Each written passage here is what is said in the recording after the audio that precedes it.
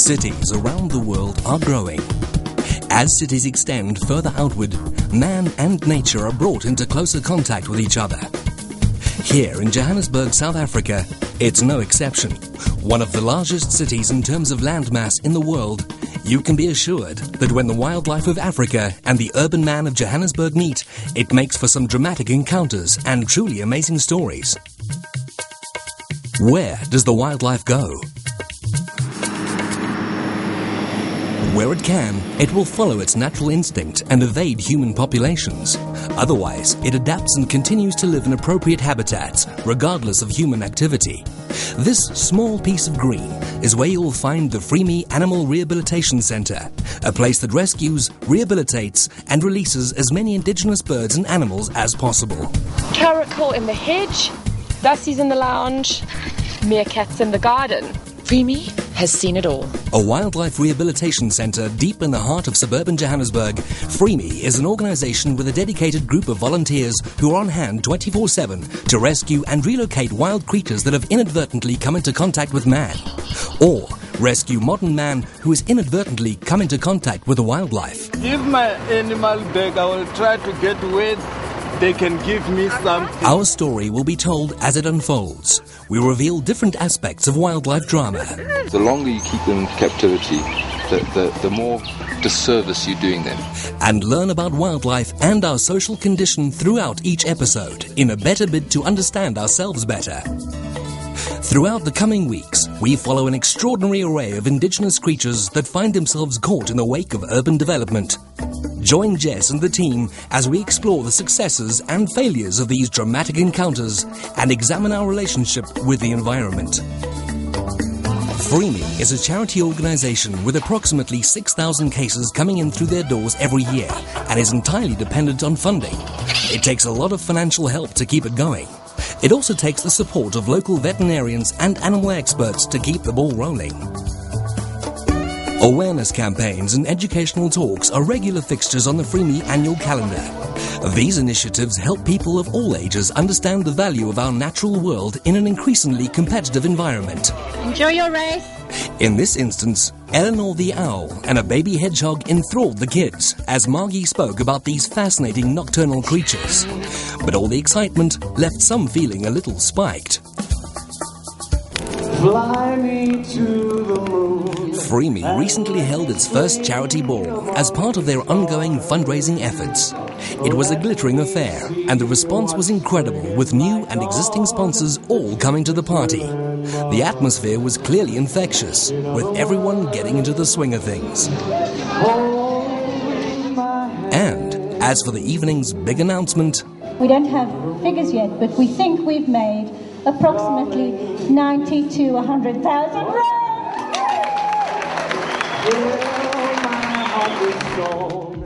But one night of glitz and glamour is a rarity and not the norm by any means. If it wasn't for the support of people like Johannesburg City Parks and sponsors, and most importantly the passion of the volunteers themselves who dedicate their time, FreeMe wouldn't be able to operate at all. It's definitely a team effort. My name is Margie Brocklehurst.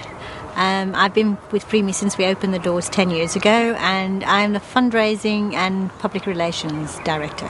My name's Nikki Wright, and I'm the animal manager at FreeMe, so that entails running the clinic, diagnosing, treating, and doing all the releases. And around that is all the training of our new volunteers and our new staff, and it's the staff that run the centre.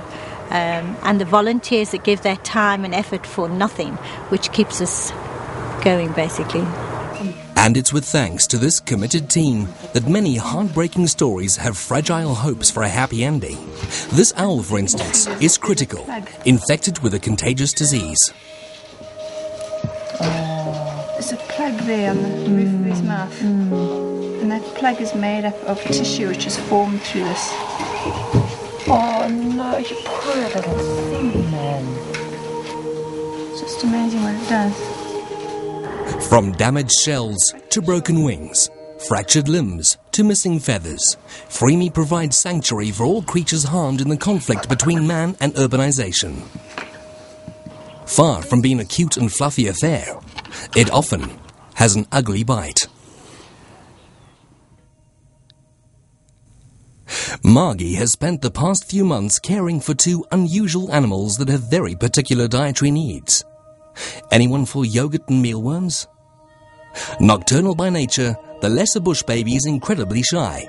This male was found in a garden near Pretoria, north of Johannesburg. Notice his radar-like ears for honing in on insect prey and large eyes for good night vision. The little female was found in the engine compartment of a car. The people who found her had actually kept her for 2 weeks before bringing her in. Wisely, they realized that wild animals do not make good pets and brought her to FreeMe to rehabilitate and release. In both variety and abundance, the bush baby is one of the successful primitive primates in Africa. Today marks a significant step in their journey toward freedom. It's a bright autumn morning, perfect for humans, but terrible for sleepy bush babies who are clearly appalled by all the commotion. After carefully capturing them, Margie and Jess set off toward their new home. The coming winter means fewer insects to be found in the wild. So, these bush babies will stay here with primate specialist Marty until warmer conditions prevail and sources of food become more abundant. As the tallest member of the team, Jess was given the task of introducing them to their new quarters, complete with comfy box and a light for attracting insects. We'll be back later in the series, once the weather warms up, to see them released into the wild. But for now, it's a bush baby good night. The early bird catches all the worms, and at 6:30 in the morning, Nikki has a lot of hungry mouths to feed. She arrives at the center well before anyone else, so that she can tend to the cases in the clinic first. Some of the patients are already shouting their orders. This baby meerkat is extremely upset that a baby spotted genet seems to have jumped a place in the pecking order. The waiting is all too much, and chewing the wire in his cage does not do anything to distract Nikki from her task. Cute these baby animals may be, they do not make good pets, especially if you value your furniture. Before long, the rest of the team arrives, and so begins the daily routine of chopping, slicing, blending, and generally preparing food for the wildlife at the center. It's a time-consuming process, and each animal's dietary needs are carefully catered for. Diligent administration is of paramount importance, as every new arrival is logged and captured into the system. Once admitted, strict feeding and medicating routines are followed to encourage every chance of successful rehabilitation and release. There are always new visitors. Caring or concerned people call in or drop off injured animals and birds every day. A constant stream of activity in heavy seasons like spring and summer, and a steady trickle during winter and autumn. This woman is here to collect a crested barbet that she brought in a few days ago. My cat caught it, and they fixed it, and now I'm taking it home because it's almost fine like that. Thanks to the wonderful staff at FreeMe, the bird has made a complete recovery and is now ready to be reunited with its mate. Not everyone sees nature and wild creatures in the same way, however. One day, FreeMe got a call from a man saying he had a creature for collection. Upon arrival, the man who called FreeMe produced a hedgehog. In Africa, as in other parts of the world, culture and tradition play a large role toward the perception of wildlife. Perfumes, trophies on walls, fur, impotence alleviators. Worldwide, many creatures and their parts have a financial or material value attached to them. In our traditional, we're using this. I know you are. That's why I'm quite surprised that you... This is very expensive thing. Yeah, I understand that. Yeah. Taking the hedgehog, Nikki assumed that all was well, until it became apparent that the man was expecting money. I can't give you cash for this animal, but what I can maybe do is I can bring you maybe some groceries or something else that can help you. I can't give you cash. There's no way. And I'm going to release him Just only because that's the way I do it. Yeah. Now you're taking my thing and go. Jumping into the car, Nikki reiterated why, within the bounds of the law, she could not give cash for a wild animal. Nobody's going to pay you money. Yeah, I'm gonna report that. The man refused to accept her advice and her offers, and got more and more irate as he realized that he wasn't going to get any money, and he was going to lose the hedgehog as well. Nikki tried again and again to reason with him. Doesn't belong to you. It's actually not your thing. You need, by the court, you need a permit. You need to apply for a permit. If you found that a wild animal in your possession without that piece of paper from the government department, you'll be arrested. They'll take you to court. Eventually, fearing that the situation would get out of control and worried for her safety, Nikki vacated the premises, followed all the way by a very disgruntled individual.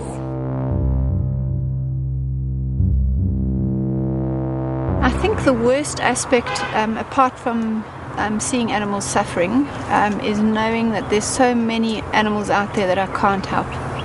So it's the ones that we help are the lucky ones, and the ones that we rescue in big rescue operations like oil spills and fuel spills and fires and those kind of things are lucky because they're getting attention. But I lie awake at night sometimes worrying about the ones that we don't get to. It's yet another day at the centre, and after completing her duties in the clinic, Nikki's on her way down to feed a very special patient. This baby steenbok was confiscated from a roadside trader. It was so young that it still had its umbilical cord and did not yet have a strong suckling impulse and had to be tube fed. Margie initially cared for him at home, as she had to feed it a specially formulated solution every 3 hours. This meant that a full night's sleep was simply out of the question, but such is the dedication of everyone who works at FreeMe.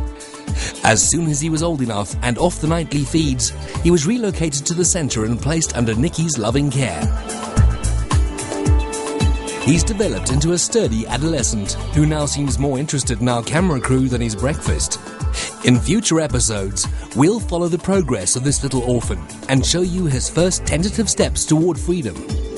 And in the meantime, until the next feed, there's always Nikki's arm or elbow. Birds make up a large proportion of the wildlife that's brought through FreeMe's doors. Back inside the clinic, a rare guest has caused quite a stir, and its presence immediately summons Andre Buerta from the Birds of Prey Working Group for the Endangered Wildlife Trust. Nikki is on hand to assist Andre record a sooty falcon, a bird very rarely seen in these parts. He fits it with a metal ring, engraved with a unique number, before they document all its vital statistics. When it hatches. These migratory birds travel vast distances between southern Africa and their breeding grounds in eastern Sahara and the Arabian Peninsula. This particular specimen arrived at FreeMe with a broken wing, and a complete recovery is critical to its future survival. That's brilliant. To ensure a successful rehabilitation, it's taken to raptor expert Jonathan Hoare, who will spend a few weeks training it to fly again.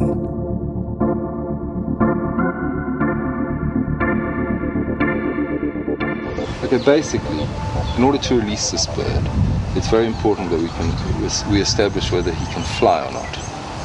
So, in order to work out whether he can fly, we've got to get him to be able to fly to us.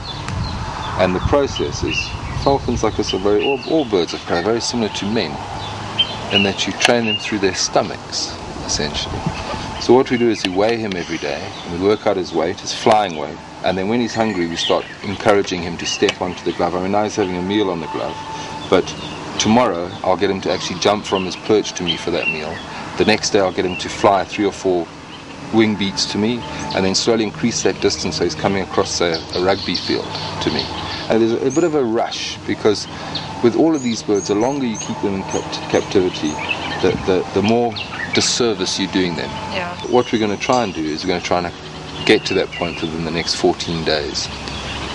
And then 14 days from now, we're going to see whether we can release him or not.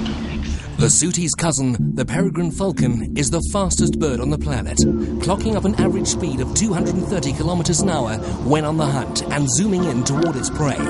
If the sooty is to survive, it needs to be able to fly well. Very well.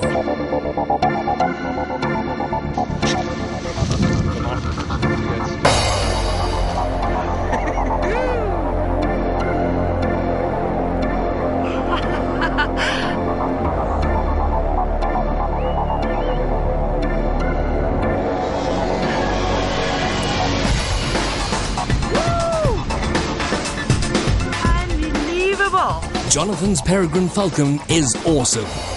We'll keep you updated on the sooty's progress. We're here to fetch Nikki because we are on our way to visit Dr. Brett Russell, who is their veterinarian who deals specifically with birds. He's a bird expert, and see what he has to say. An elastoplast. Yes. Why? You'll see in a minute.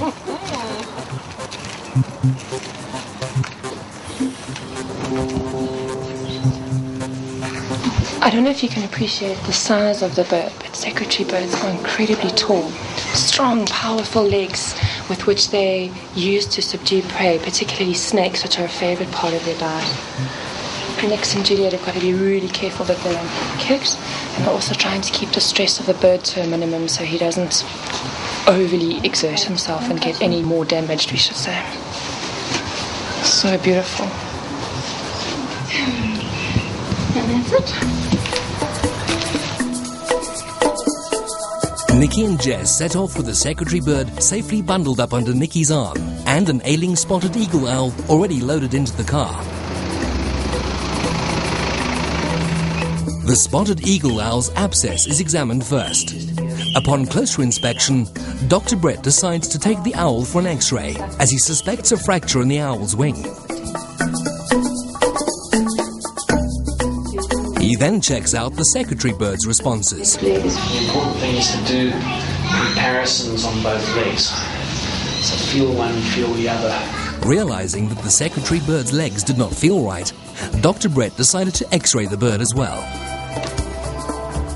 The abscess in the owl's wing needs to be properly evaluated, as does the stiffness in the secretary bird's left leg.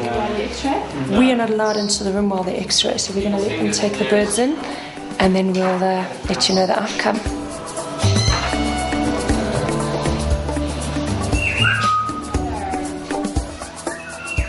Dr. Brett discusses the X-rays with us, pointing out the problem areas and giving us his diagnosis.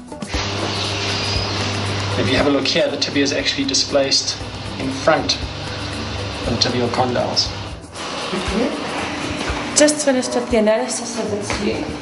Dr. Brett says that the spotted eagle owl definitely has a fracture, but that it should heal appropriately. The secretary bird, because of the dislocation and requiring good use of both its legs, is going to mean an operation. Dr. Brett binds the eagle owl's wing to keep it immobile for a while. But we'll keep you posted as the series progresses and let you know how each of them is doing. Meanwhile, back at the centre, someone is still complaining about breakfast, while another is clawing to get out. But there's an added reason for all the excitement. Today is release day for a wonderful assortment of strange creatures, including this impressive rock monitor and its reptilian cousin, a juvenile ringcult, a type of cobra. But Nikki has to catch it first, which is why she's wearing those seriously uncool shades. Even though it's still a baby, she has to take every precaution necessary, as this little guy already packs a lethal dose of venom. Its natural tendency to play dead is precisely what Nikki was hoping for, and with a dexterous twist of the wrist, it's simply a matter of scoop and drop.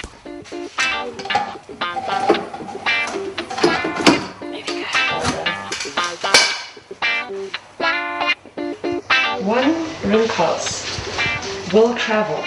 Nikki is also equally wary of the rock monitor, and although they are not poisonous at all, warns us that they are particularly ferocious adversaries. This one, however, fails to live up to its reputation. That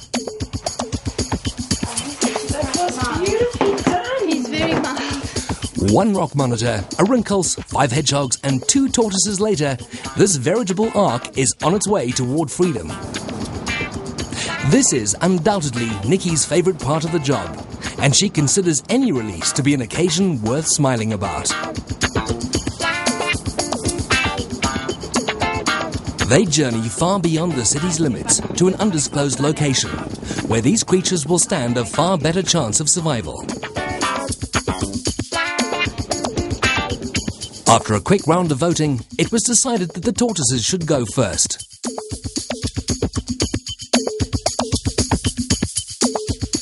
Eager to begin their lives afresh and explore these new surroundings, they speed away as fast as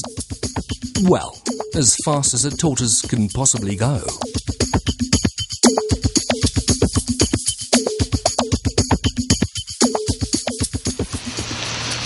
Next, it was the turn of our ferocious rock monitor. Tensions were running high, but once again, he failed to deliver. Come on, Natty. Even an inquisitive vervet monkey got bored and left. This reptile just wasn't interested in causing a scene, and his reintroduction into the wild was less than dignified. Don't be shy, old boy. At last he was off, but how long before he encounters humankind again? A lot of the problems we are finding with the animals is because of human encroachment. There's no more space, there's no more natural environment for them, so we have to help them as much as we can.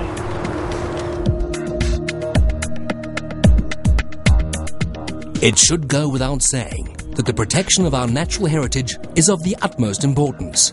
But what does this ultimately mean to us as a species? Connecting people back to nature, because if they're connected to nature, they're feeling and they're compassionate. If they're not connected to nature, they've lost their sense of their spirit. And the little hedgehog that was almost a lucky charm? Its rescue is a huge contribution to an even greater cause. It serves to remind mankind that we don't exist alone. Urban expansion is a reality that we cannot avoid, but there are proactive ways to see development and to interact with our environment. What we hope to share with you in this series, through FreeMe as a point of learning, is that living side by side with wild creatures is possible. In fact, it's essential. Join Jess and the team